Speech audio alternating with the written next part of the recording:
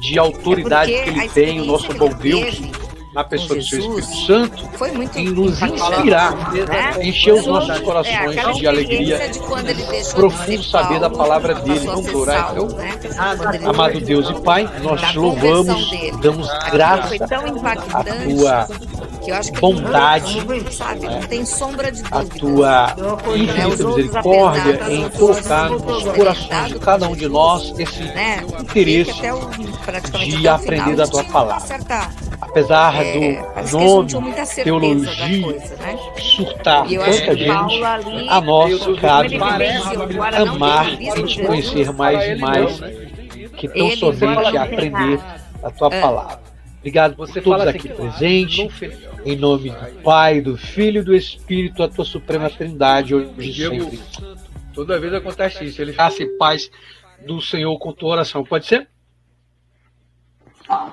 Amém. Graça e paz a todos aí do grupo, da sala de aula aqui com o pastor Pablo.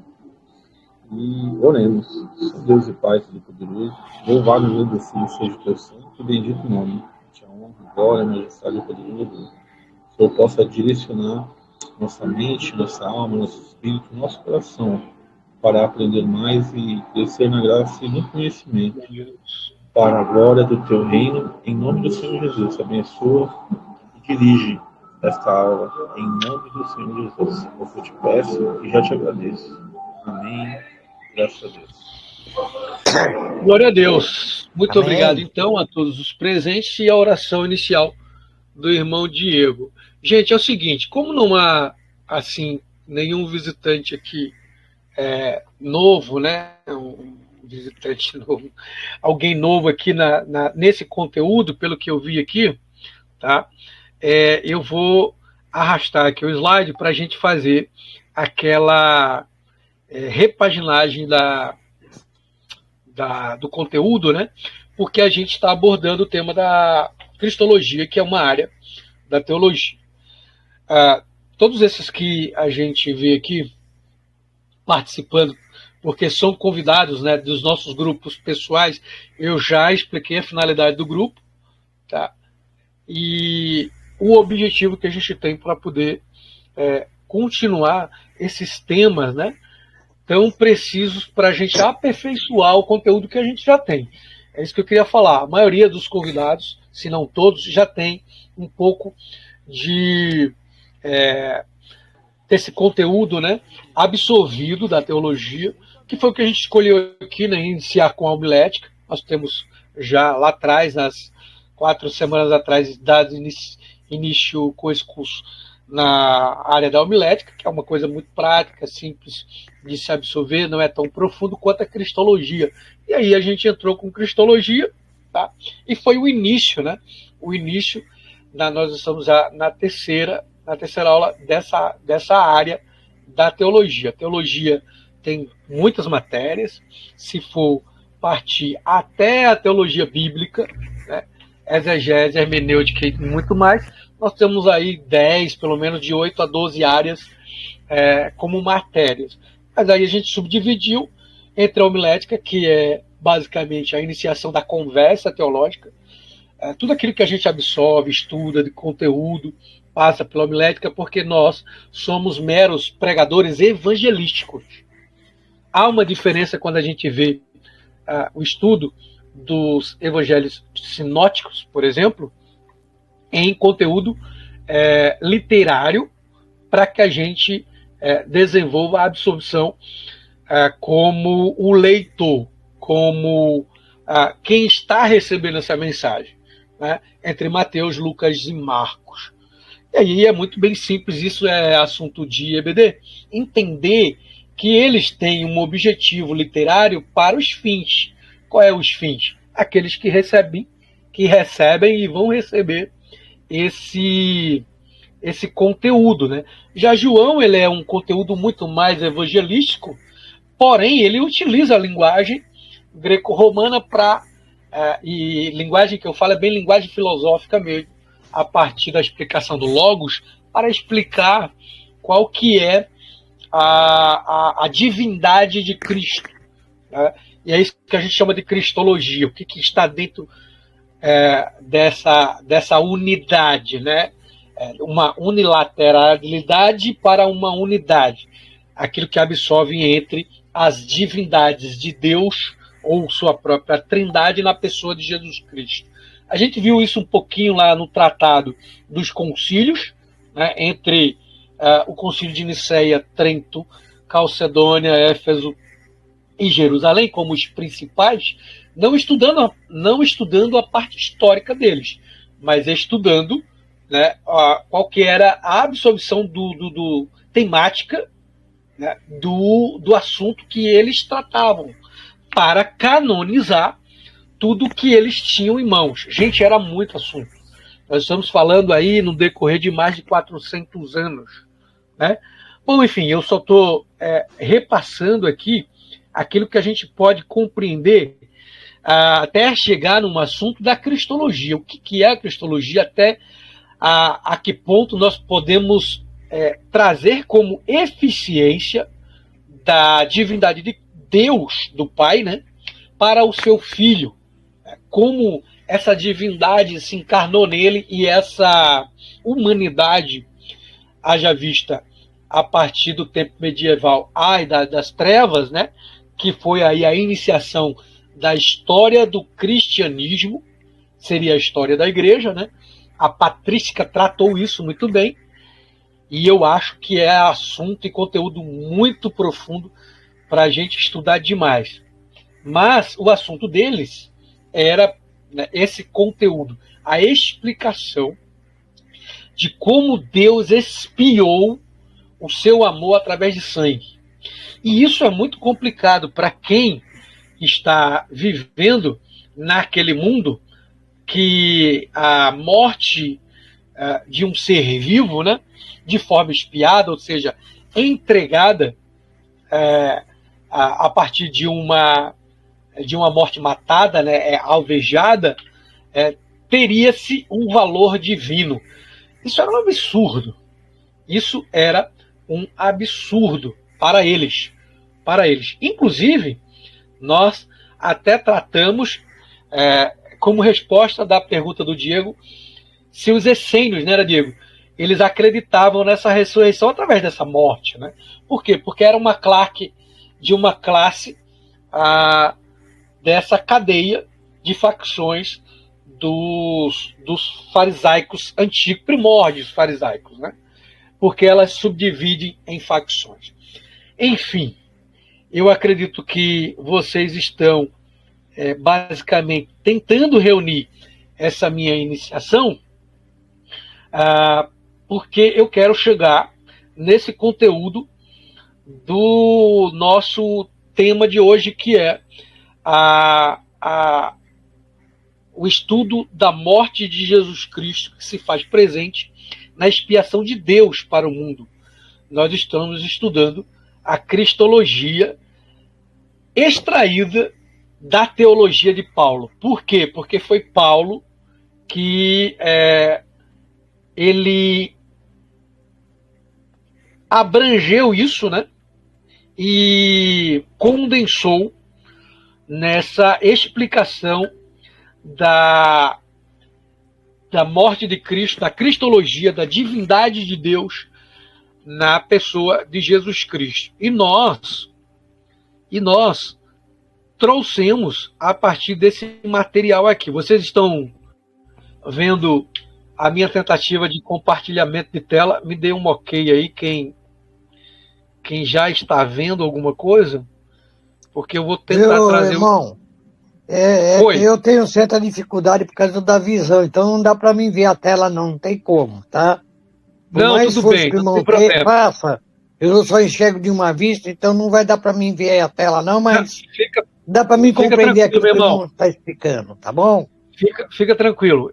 Eu só pedi um ok de quem está realmente vendo, porque através do que eu vou mostrando, eu vou lendo e explicando. Diego, consegue ver alguma coisa, Diego? Caso vocês que enxergam bem, né, podem, não vejam no celular, pode dar um zoom aí, tá bom? Bom, mas enfim, o conteúdo foi a partir desse material do Lucien. Cephalaus, né? Ele é do século XVII, eu dei uma explicadazinha direitinho para que vocês pesquisassem. Essa publicação é de 1883, ela tem uma condensação maior sobre o que a gente quer trazer aqui. O que ele explica? Ele explica através de uma afirmativa que o apóstolo Paulo, ele efetivamente entra no cristianismo. Eu diria que ele entra com o cristianismo, né? Porque há uma discussão, até o M.T. Wright, ele já publicou agora recentemente essa discussão de que não foi Jesus Cristo que deu início ao cristianismo, mas sim Paulo. Mas isso é uma discussão, tá? Então, o Cephalaus, ele diz que Paulo entra efetivamente no cristianismo com uma percepção nítida da união íntima pessoal com Cristo e Deus. Essa união íntima é aquilo que a gente chama da unificação, né? De Deus para com Jesus Cristo, tá bom? E aí ele busca reproduzir nesse livro um pensamento bem paulíneo mesmo, que é a nossa ideia, tá bom? Através de Paulo e os seus escritos no Novo Testamento, como ele desenvolve a efetividade da divindade de Deus materializada em Jesus Cristo. Para a gente, tendo os textos bíblicos hoje em mãos, fica mais fácil a gente destrinchar isso, né? Mas para aqueles que ainda não eram cristãos, desenvolver essa percepção era uma revelação não em tanta quanto é para nós. Por quê? Porque eles não tinham a efetividade da pregação ou da exposição da palavra de Deus como hoje a gente tem. E aí essa é o eixo, né, da cristologia. Então não é de se esperar que hoje as epístolas de Paulo, né, tem pormenores a preciosidade do eixo como assunto a morte de Cristo para essa pregação, certo?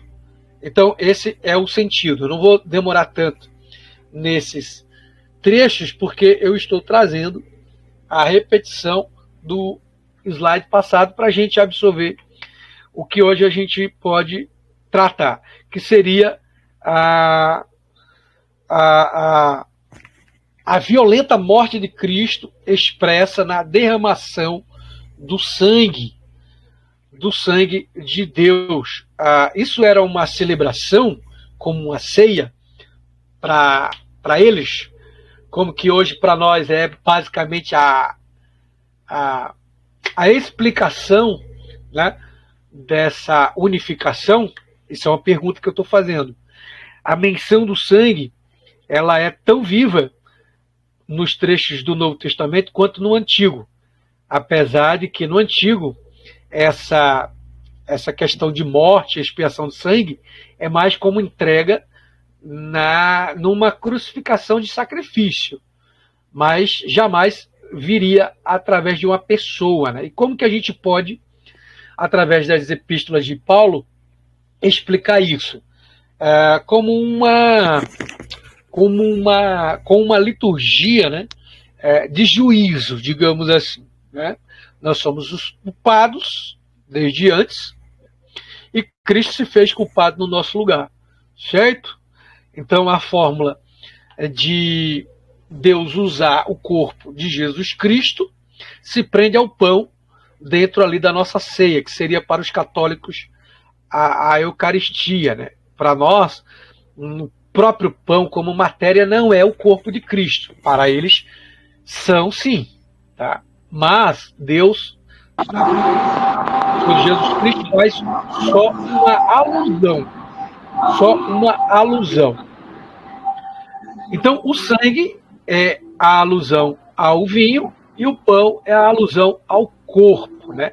Tem uma explicação bíblica em 1 Coríntios capítulo 10, versículo 16, para esse uso, tá bom? E isso era uma elementação de explicação para uso da igreja, só da igreja. não havia uma, como é que eu posso dizer assim, um exagero de uso, né, dessa paráfrase, né, como o símbolo, né, da ceia, o pão e o vinho, fora da igreja, né? Não havia. Então, esse, digamos, eufemismo, né, era designado para a morte de Cristo, cadáver mesmo. Tá bom? E aí, em seguida vem o batismo, como fórmula de... tem alguém com o microfone ligado? Tá dando um eco aqui, se você puder... o meu tá ligado. Quer que desliga, irmão? O senhor aperta um pouquinho, que eu acho que tá dando um eco. Aí fica... Vamos mas ver. o senhor continua me explicando, me escutando, tá? Fica tranquilo, se o senhor mutar, o senhor continua me escutando. É só para não dar um eco aqui. E aí a gente continua no eixo da argumentação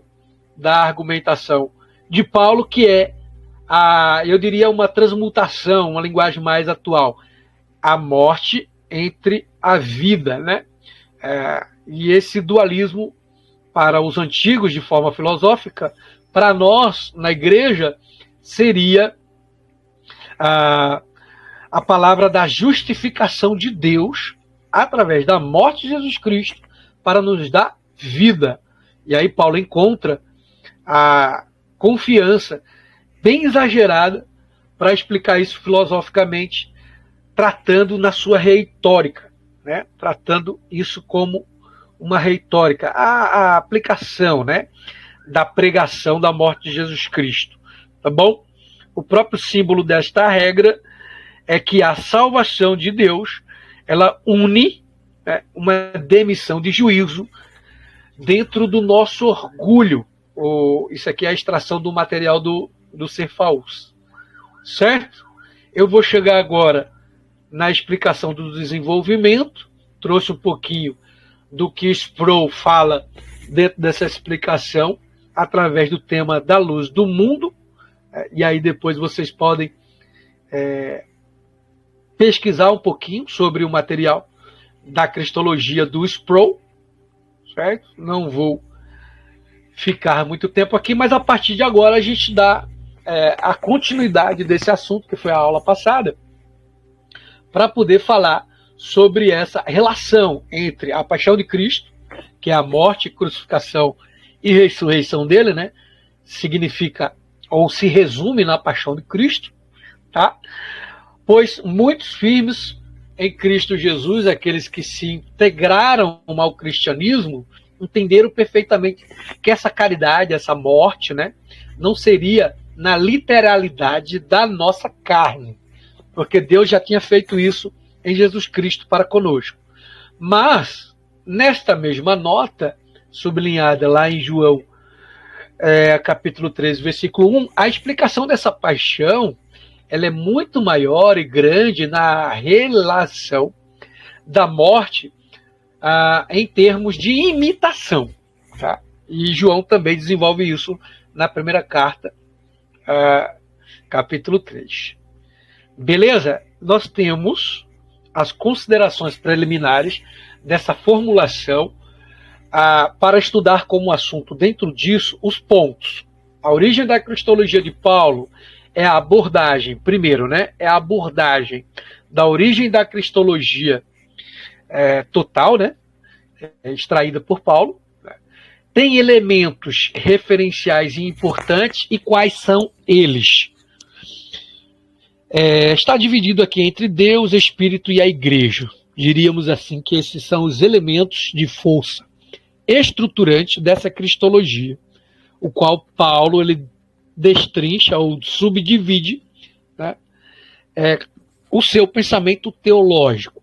Ele pega Deus Pai, o Espírito dele e a Igreja como forma materializada, já transfigurada entre essa morte de Jesus Cristo e a ressurreição. Por quê? Porque Deus nos fez introduzir em seu Espírito, hoje, vivendo por uma morte e ressurreição de Cristo. E quem fez tudo isso não foi nenhum de nós. foi Deus na pessoa de Jesus Cristo.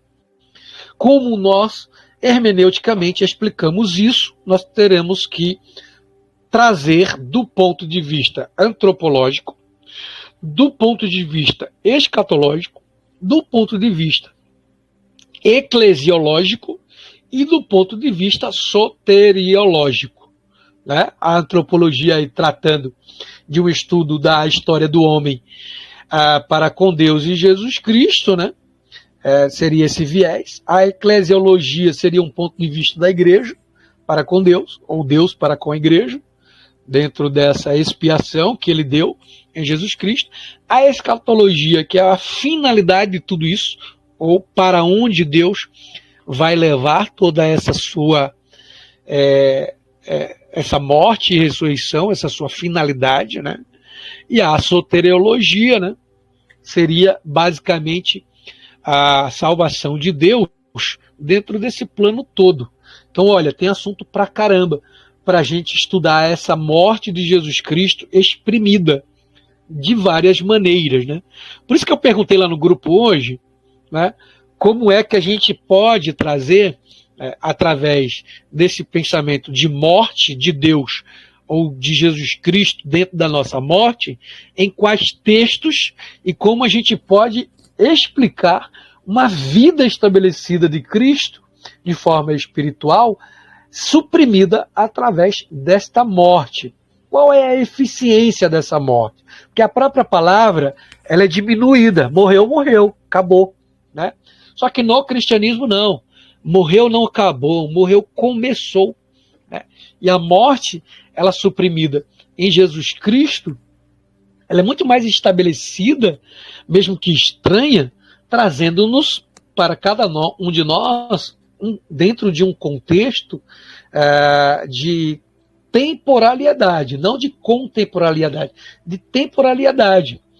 Esse espaço que Paulo faz na teologia dele, né, tratando a cristologia de Deus, é justamente uma temporalidade de Deus, que sobre uma morte, entre uma morte e a vida, né, esse espaço de tempo, ele faz da destruição, né, tornar-se criação. Criação. Se a gente for pegar no original, isso faz muito mais sentido, né, desde que a gente reflita a natureza mesmo do texto, da palavra, enfim. Aí você veja, vamos lá, começando aqui em Colossenses 2:3, que estão escondidos todos os tesouros de Deus, da sua sabedoria, né, a morte de Deus, ou a morte de Jesus Cristo para conosco. Mateus 25:25, né, é a atemorização, né, de esconder na terra o seu talento, né, o tesouro, né, que Deus dá a partir do céu. Ele faz essa comparação de que lá, como se fosse a parábola, né, do pai, do dono na terra, entregando um tesouro, seria uma alusão, de fato, a uma morte escondida em Cristo, para que a gente vivesse. Né? E aí Colossenses 3:3, por exemplo, já não estás mortos, ou melhor, porque já estás mortos, né? A nossa vida está escondida com Cristo. Né?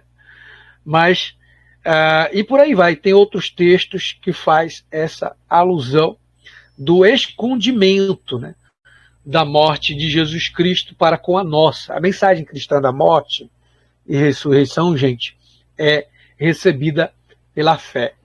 Mas se a gente não entende ela pela fé, como é que Deus já nos dá? Porque é Ele que nos dá. E aí o Cefaús, ele nos coloca essa explicação usando um influxo do poder. Essa palavra, um influxo do poder de Deus. Seria uma impressão de Deus dentro da nossa luta de batalha de fé. É aquilo que Paulo fala, o Espírito quer o que a carne não quer.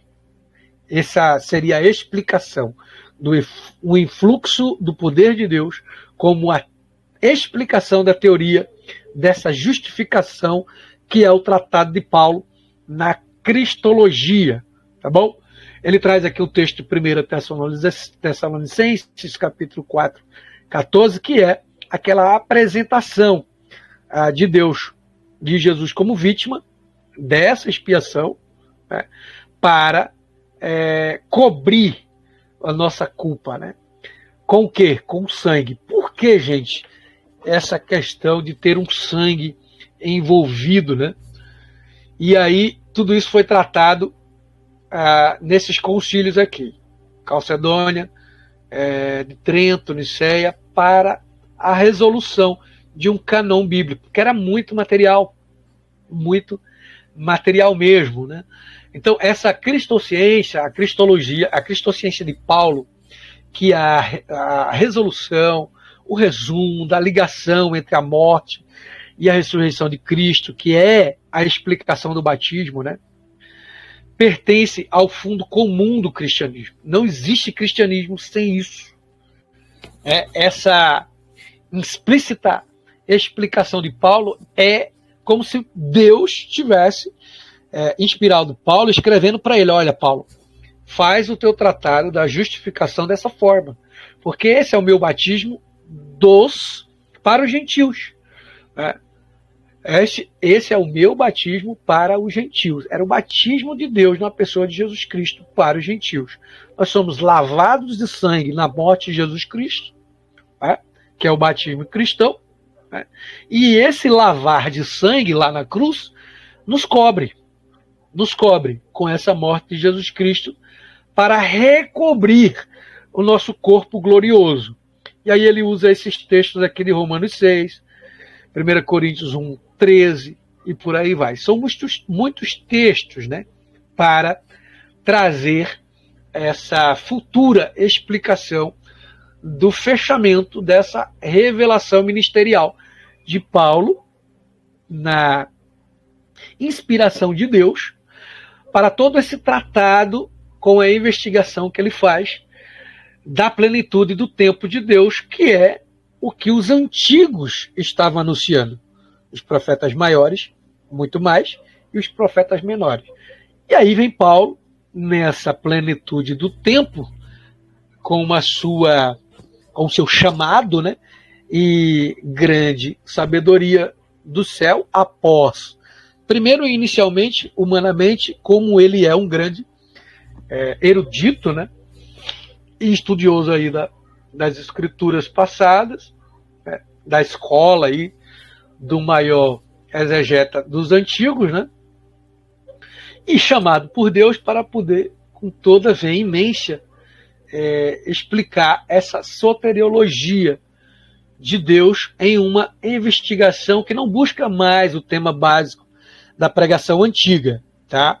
Mas em um determinado aspecto da salvação, ele quer, na justificação pela fé, ou seja, uma vitória, né, sobre a carne por meio do Espírito de Deus, nos transcendendo, nos introduzindo a todos esses pontos de vista parciais e nos antecede mesmo antes da nossa nascência, que é o mundo, antes da nossa vinda ao mundo, como ele fala em Efésios, fala para os Colossos, de que a morte ela nos dá sobre risco ali na cruz de Cristo para destruir os elementos opostos que nós já temos na carne contra Deus. Tá? Contra Deus. E esses pontos de vista parciais antecedem tudo que qualquer mal ou males, né, sábios da nossa sapiência, argumente contra Deus.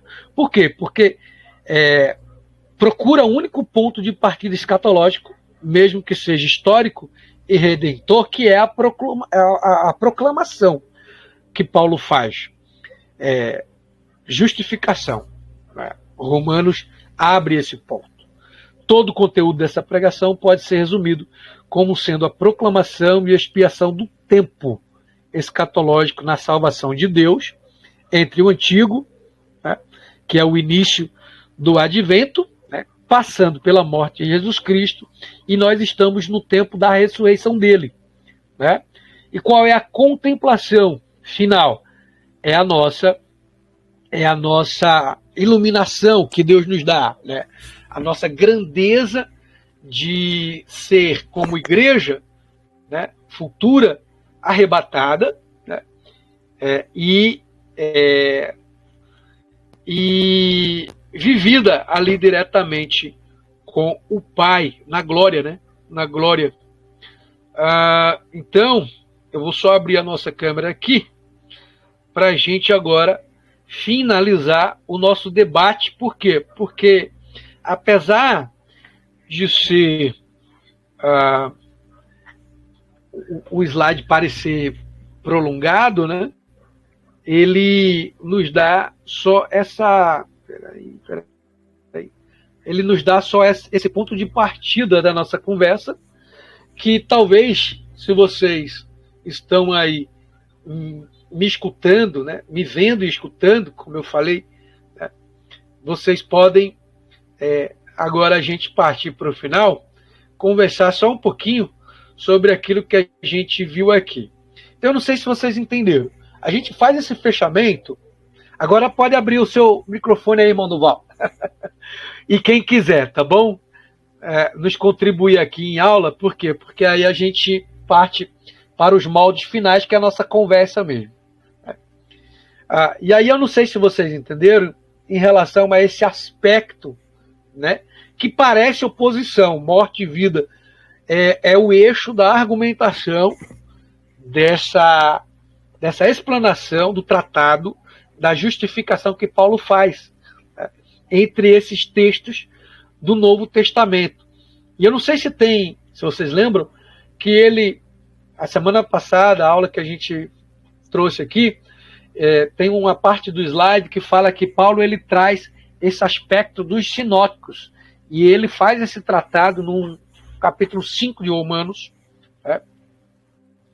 Eu li um pouquinho com vocês para a gente perceber que é isso mesmo, né? Ali ele dá essa relação dividida ali como se fosse um escopo de uma pregação, em que, fazendo uso daquele texto, ele explica completamente o que é a morte, né, a crucificação, a expiação, a ressurreição, e que tudo isso fecha um contexto de justificação pela fé, né?